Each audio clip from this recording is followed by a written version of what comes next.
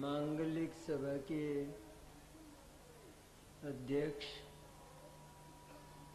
महापौर श्री ईश्वर चंद जी, विशिष्ट अतिथि श्री हरि कुमार जी, हमारे नगर के और बाहर से पधारे विद्वद्गण, दोनों प्रतिष्ठाचार्य महोदय, स्वागताध्यक्ष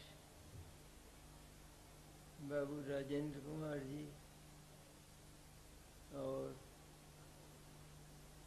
इस महोत्सव के कर्णधार श्री ज्ञानचंद जी और सभा में उपस्थित भाइयों, माताओं एवं बहनों,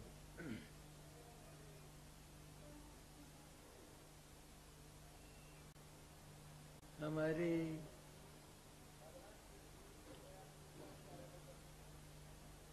चिर प्रतीक्षित पंचकल्याण महोत्सव का आज मंगल प्रारंभ हो रहा है।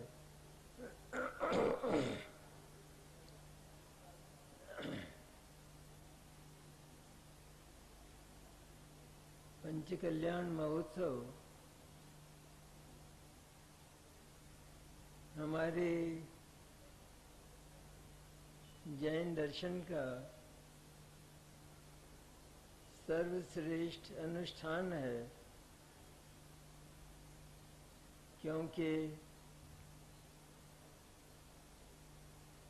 उस महोत्सव के नायक जो तीर्थंकर भगवान होते हैं, वे हमारी ही तरह जन्म लेते हैं, हमारी ही तरह कुछ बड़े घरानों की तरह उनका पालन पोषण होता है। पर यह तो कोई बड़ी बात नहीं है। तीर्थंकर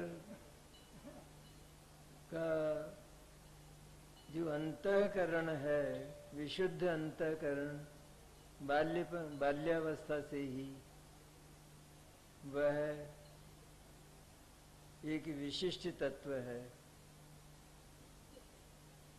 पंचकल्याण तीर्थंकर महापुरुष का संपूर्ण जीवन चरित्र होता है, जिसे हम 5 भागों में विभक्त कर देते हैं। गर्भ कल्याणक, जन्म कल्याणक, तप कल्याणक, ज्ञान कल्याणक और मोक्ष कल्याणक।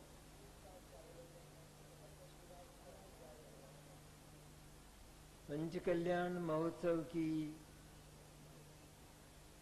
सबसे बड़ी उपयोगिता यह है कि तीर्थंकर महापुरुष जो अपनी निम्न भूमिकाओं से विकासमान होकर परिपूर्ण भूमिका अर्थात निर्वाण, सिद्ध दशा, उसको प्राप्त करते हैं। यदि सचमुच हमने पंचकल्याण देखे हों, महोत्सव की सबसे बड़ी उपयोगिता है। पंचकल्याण महोत्सव को सम्यक दर्शन अर्थात आत्मानुभूति का निमित्त माना गया है, लेकिन मुझे दुख पूर्वक यह बात कहना पड़ रहा है कि सैकड़ों पंच कल्याण हुए, अर्थात हम उसकी उपयोगिता को नहीं समझ पाए और हम केवल उसकी बोलियां, उसका चाकचक्य और उसमें जो पैसे की वर्षा होती है वहां तक सीमित रह गए। भविष्य में हमारा प्रयत्न यह हो कि हम तीर्थंकर महापुरुष के चरण के साथ चरण धरकर निर्वाण को प्राप्त करें। सबसे पहले आत्मानुभूति प्राप्त करें और क्रमशः निर्वाण पहुंचे। पंच कल्याण प्रतिष्ठा का जो मूल है, क्यों करते हैं हम पंच कल्याण प्रतिष्ठा? कि सचमुच पंच कल्याण प्रतिष्ठा में एक सामान्य पाषाण को, सामान्य पाषाण की मूर्ति को भगवान बनाया जाता है और उसकी जो विधि है उसे पंच कल्याण कहते हैं। ऐसा क्यों होता है? क्या पंच कल्याण कराने से उस प्रतिमा में कोई विशेषता आ जाती है? कि कोई विशेषता नहीं आती। मंत्रों के द्वारा प्रतिष्ठित तो किया जाता है, लेकिन वे मंत्र प्रतिमा में प्रवेश नहीं कर जाते, लेकिन प्रतिमा तो वही रहती है। पर हमारा प्रमाद, हमारा आलस समाप्त करने के लिए, अर्थात अगर पंच कल्याण प्रतिष्ठा के द्वारा उस प्रतिमा को भगवान स्वरूप स्वीकार नहीं किया जाए तो लोग बाजारों से प्रतिमाएं खरीदकर अपने घर में रखेंगे और उनके हाथ जोड़कर अपने ऑफिस चले जाएंगे, अपनी दुकान चले जाएंगे। इसलिए क्योंकि बाजार की जो प्रतिमाएं हैं वे पूज्य नहीं हुआ करती, सामान्य मूर्तियां। आज भी भगवान सीमंदर यहाँ विराजमान हैं, लेकिन वे भगवान नहीं हैं। अभी तो वे पाषाण की प्रतिमा हैं और वे भी पूज्य नहीं हैं। तो इस तरह जो भगवान बनने की जो विधि है वो सारी की सारी पंच कल्याण में दृश्यमान होती है। जैसा चेतन भगवान तीर्थंकर का पंच कल्याण होता है, ठीक उसी का अनुकरण करते हुए यहाँ भी पांच कल्याण आगम की प्रतिष्ठा विधि के अनुसार किए जाते हैं और फिर वह प्रतिमा भगवान बनती है। भगवान बनने के बाद हमने देखा होगा कि जो प्रतिमा साक्षात भगवान अरहंत और सिद्ध के रूप में विराजमान होती है, उसे हम साक्षात भगवान अरहंत और सिद्ध ही मानकर प्रणाम करते हैं, पूजा करते हैं, उनके स्वरूप का ध्यान करते हैं, उनके स्वरूप को जानकर उनके द्वारा उन जैसा ही जो अपने चैतन्य का, अपने आत्मा का स्वभाव है, उसको जानकर हम भी भगवान का अनुकरण करते हुए, उनसे निर्देशन लेते हुए भगवान बन जाते हैं। पंच कल्याण में सचमुच एक बहुत विशाल यज्ञ और अनुष्ठान होता है। लेकिन और उसी प्रकार जैसे जीवंत भगवान का पंच कल्याण होता है और देव और इंद्र और मनुष्य उसे मनाते हैं, उसी तरह यहाँ भी उसी अनुकरण पर, जैसे नाटक में होता है, तो पंच कल्याण नाटक नहीं है, वो भी बात अपन करेंगे कि पंच कल्याण नाटक नहीं है, फिर भी नाटक की शैली पर हम ये 5 कल्याण करते हुए प्रतिमा को भगवत्ता तक पहुंचाते हैं। 5 कल्याण में जन्म कल्याण भी होता है। दूसरा, हम कह सकते हैं कि लोक में भी बच्चों का जन्म होता है और बच्चों का अथवा हर जीव का जन्म होता है और मरण होता है। तो उन जन्म और मरण ये तो संसार के कारण, परिभ्रमण के कारण, कष्ट के कारण माने गए हैं। फिर हम भगवान का जन्म कल्याण क्यों मनाते हैं? भगवान का जन्म कल्याण मैंने भगवान का हैप्पी बर्थडे वो क्यों मनाते हैं जैसे अपने बच्चों का मनाते हैं? तो उसका कारण है कि जन्म तो हुआ है, लेकिन यह जन्म अब जन्म लेने के लिए नहीं, लेकिन इस जन्म का अंत होकर यह आत्मा परमात्मा बन जाएगा। इसलिए हम इस जन्म को धन्य मानकर और इसे मनाया करते हैं। पंच कल्याण कोई नाटक नहीं होता। नाटक के जो तत्व होते हैं वे विपरीत होते हैं। पंच कल्याण शांत रस का बना हुआ होता है। नाटक में 9 रस होते हैं, उन 9 रसों से भिन्न में ही जो अंतिम रस है वो शांत रस होता है। उस शांत रस की भाव भूमि में कल्लोल करते हुए, उसमें अवगाहन करते हुए हम अपने चैतन्य को, अपने आत्मा को पवित्र बनाते हुए अपना विकास करते हैं और निर्वाण का सर्जन करते हैं।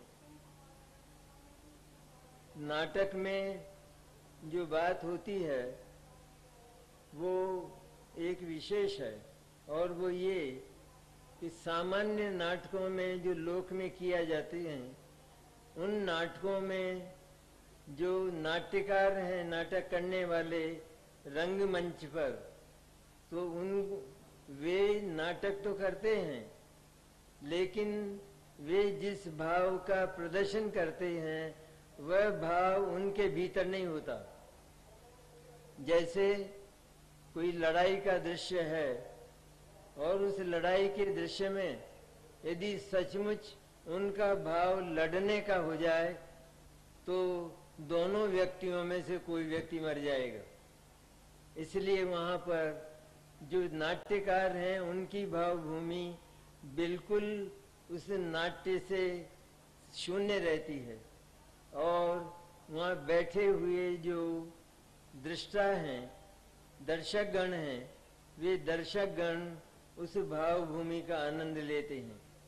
लेकिन पंच कल्याण में तो हमारे जो इंद्र इंद्राणी आदि ये नाट्यकार हैं, राजा रानी आदि, और तो इनकी जो भावभूमि है वो तो वास्तव में वैसी ही होती है कि जैसा ये दृश्य प्रस्तुत करते हैं।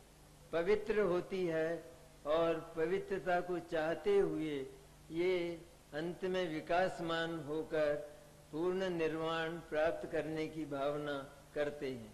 इसी तरह उनकी तरह, इंद्र इंद्राणियों की तरह, राजा रानियों की तरह हमारे जो दर्शक हैं या हमारी जो सभा के सदस्यगण हैं, श्रोतागण हैं, वे भी उसी भावभूमि में, जो भावभूमि इंद्र इंद्राणियों की होती है, ऊर्ध्वगामी लोकोत्तर भावभूमि, उसी में अवगाहन करते हुए श्रोतागण भी उसके साथ साधारणीकरण करते हैं।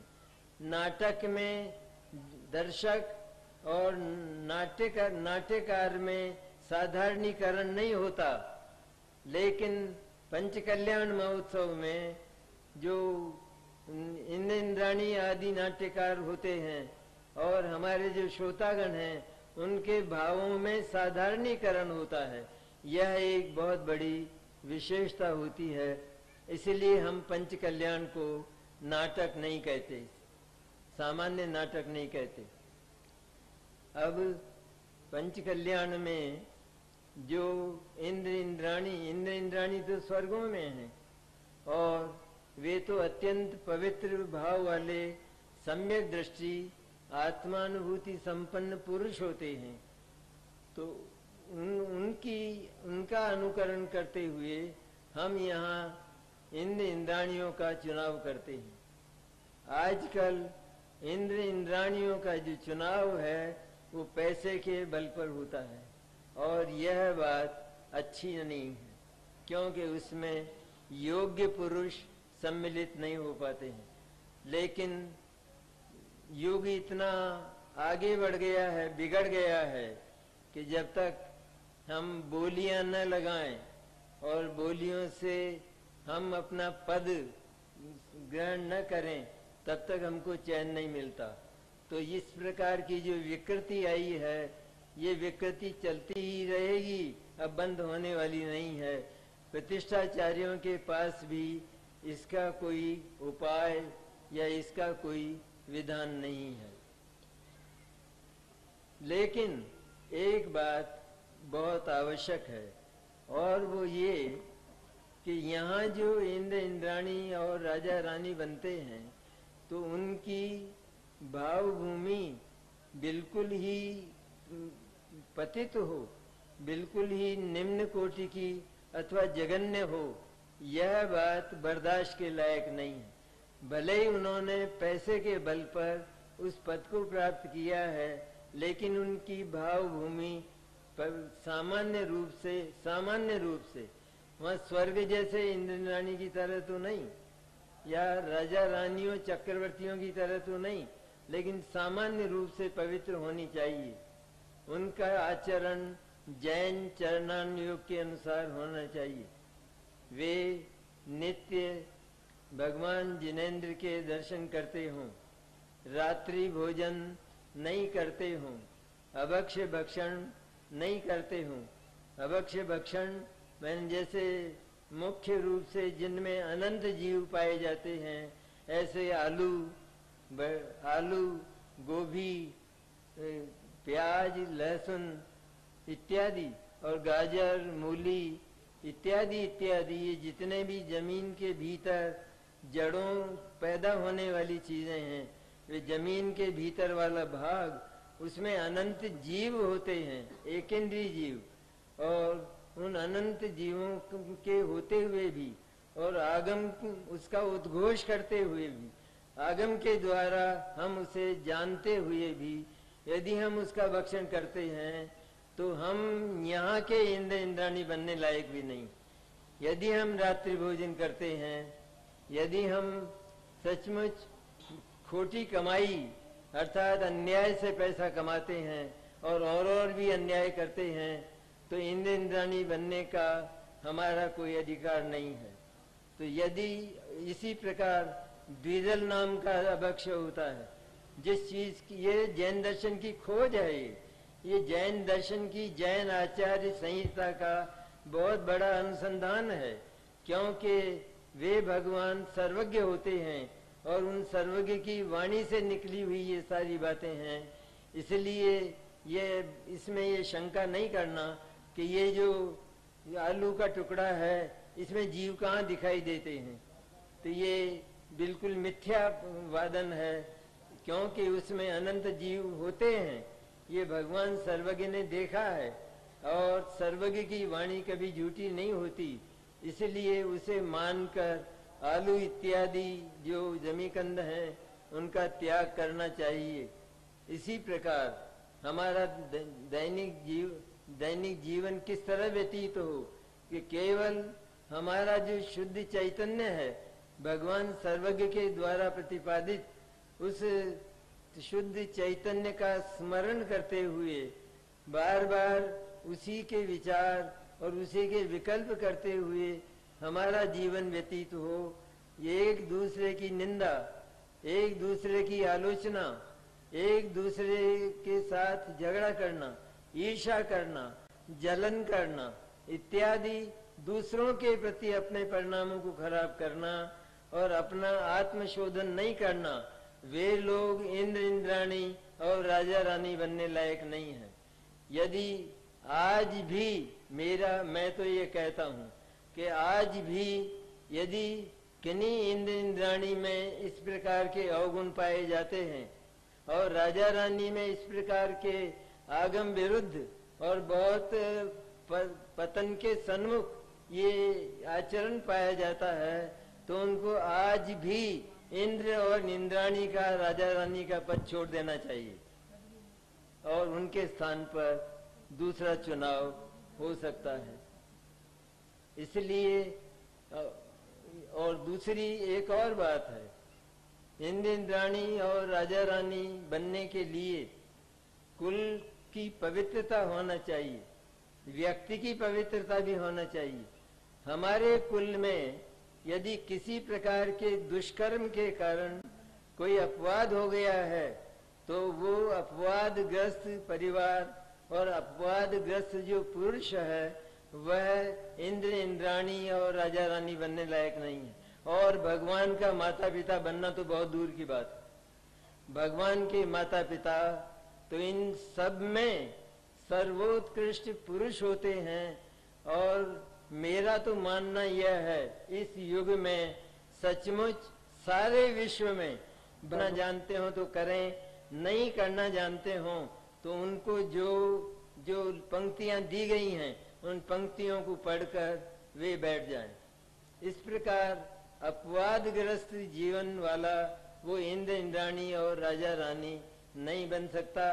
और जिसके जीवन में जैन चरणान्यों के अनुसार थोड़ी भी पवित्रता नहीं आई है तो वो भी नहीं बन सकता। अब पंच कल्याण के साथ गजरथ महोत्सव भी जोड़ा जाता है।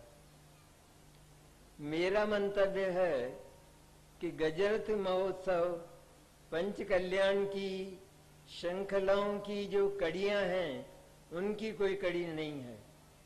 अर्थात पंच कल्याण के साथ गजरथ महोत्सव आवश्यक नहीं होता, वो ऊपर से लादा गया है और वो बुंदेलखंड की प्रथा है। सचमुच तो उस गजरथ महोत्सव में ये तो बात हुई कि वो वास्तव में पंच कल्याण की कड़ी नहीं है। लेकिन एक दूसरी और खतरे की बात है और वो ये कि उस गजरथ महोत्सव में हम अगर आज भी चाहें तो गजरथ महोत्सव को निरस्त कर सकते हैं। भले ही हमने छाप दिया है, लेकिन छाप देने पर भी हम गजरथ महोत्सव इस खतरे से बचने के लिए मैं आपसे फिर कहता हूँ कि यदि हाथी में थोड़ा भी कोई विकृति आ गई तो पंच कल्याण की सारी शोभा और उसकी सारी पवित्र भाव भूमि वो भयाक्रांत हो जाती है। निरस्त कर दिया गया है। इसलिए यदि उसे निरस्त कर दिया जाए तो निरस्त कर दिया गया है, क्योंकि वो पंच कल्याण की कड़ी भी नहीं है। इस प्रकार ये पंच कल्याण पर एक संक्षिप्त बात, संक्षिप्त विवेचन मैंने आपके सामने रखा। हमारा ये पंच कल्याण, हमको पहले काफी चिंताएं थी कि क्योंकि बहुत विशाल होता है, हजारों वस्तुओं की इसमें आवश्यकता होती है और व्यवस्था का भी बहुत बड़ा भार रहता है।